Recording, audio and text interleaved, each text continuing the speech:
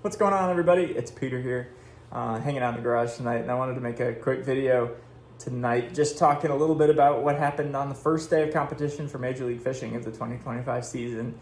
They rolled out their new technology regulations over the off-season, and today was the first day that they were implemented, and it was really interesting to watch.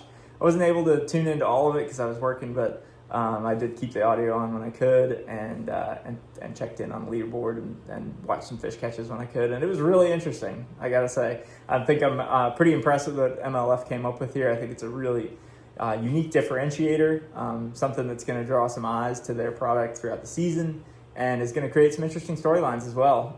I love the dichotomy of the forward-facing and not forward-facing, and the young guys who kind of have come up through the ranks as forward-facing sonar specialists, and then the old guys who still can do it the old way and have adapted well to the new technology as well. So we're going to see a lot of interesting storylines throughout the year, I'm sure, with Major League Fishing. And I've never really watched their product before. I've never really paid much attention to Major League Fishing, just because I'm kind of a Bassmaster guy. But this year, that's going to change. I think I'm going to have to look a little bit more closely at what's going on in Major League Fishing, because I think there's going to be so much interesting stuff going on. So interesting stuff happened today out there on Conroe. This was windy, cold, cool, rainy day out there. Kind of had a front moving in as the day was going on, and it was interesting to see that most of the field elected to use forward-facing sonar for the first period of the day, and then for the remaining two periods, they would have to put that cover on it that would prevent the transducer from pinging. So, really curious as to why that is. I mean, maybe there was a little bit of a weather factor in there, a condition factor. Maybe those guys in practice found that the morning bite was especially ideal for using the forward-facing sonar and chasing the suspended fish around over the timber. But my inclination is that most of those folks just wanted to load the boat early. I think they wanted to pad their weight so that they could kind of fish more comfortably the rest of the day. That was my sort of inclination as I was watching, especially some of the guys who are especially proficient, who are really terrific at using the forward-facing sonar to catch fish. It was really interesting to me to see that most of them went ahead and turned it on for the first period of the day. So that was interesting. And then it was fascinating to see what those guys did when they were not allowed to. So that was one moment that I was really curious to watch, was that first 10 minutes of the second period where a lot of those guys could no longer use their forward-facing sonar, and just see what they do. And it was super refreshing, I gotta say. It was really like I like I said, I haven't watched much MLF, but I don't know that I've seen in the past few years Dustin Connell explaining what he's doing while he's actually looking at where he's casting and watching targets along the bank and throwing at stuff. Like, it was just like something I hadn't seen in a while, and every angler you went to that didn't have forward-facing sonar on was experimenting and theorizing and testing and creating. And I was like, oh my gosh, it's just like old bass fishing again. It's really, really nice.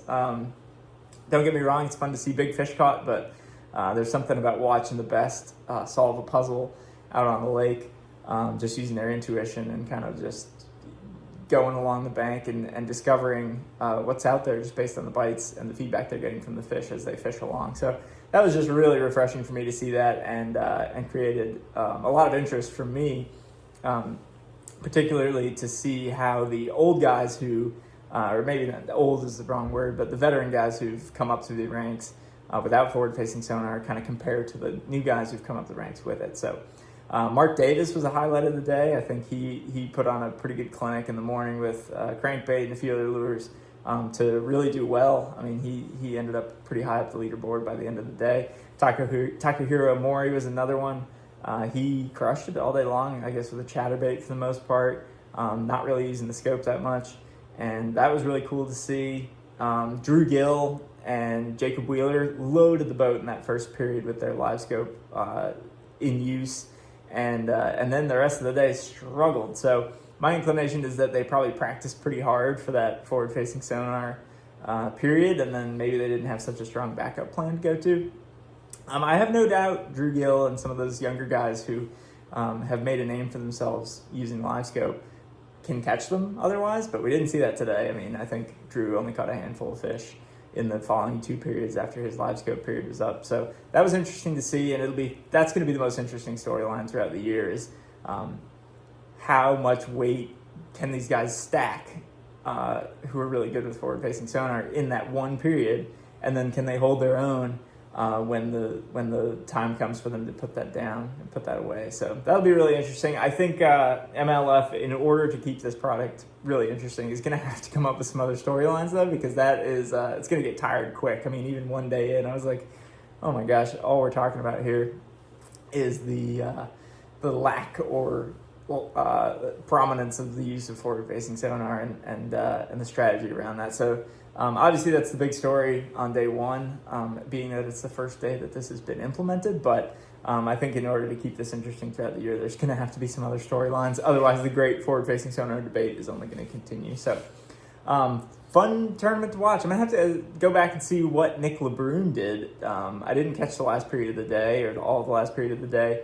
But he clearly packed on some weight without the use of forward-facing sonar, because he chose to use it in the first period, and then in the remaining 2 he didn't, and he definitely stacked on some serious weight at that point. So really curious to see if that strategy around using it in the first period changes at all tomorrow for these guys, or I should say the next day. I think there's a Group B fishing tomorrow, but yeah, just really interested to see how that evolves throughout the season. I think I'll be tuning in. I mean, I haven't really watched much MLF in the past because I've sort of had an allegiance to Bassmaster over the years, even though I used to fish FLW stuff. But I think I'll be tuning in a lot more this season, because it was super refreshing to see traditional bass fishing techniques and theorizing, experimenting, and guessing and checking, which are kind of the core fundamentals of bass fishing back in the game. So I think MLF's got something good going here. I'm really interested to see where it goes, see how their fan base reacts.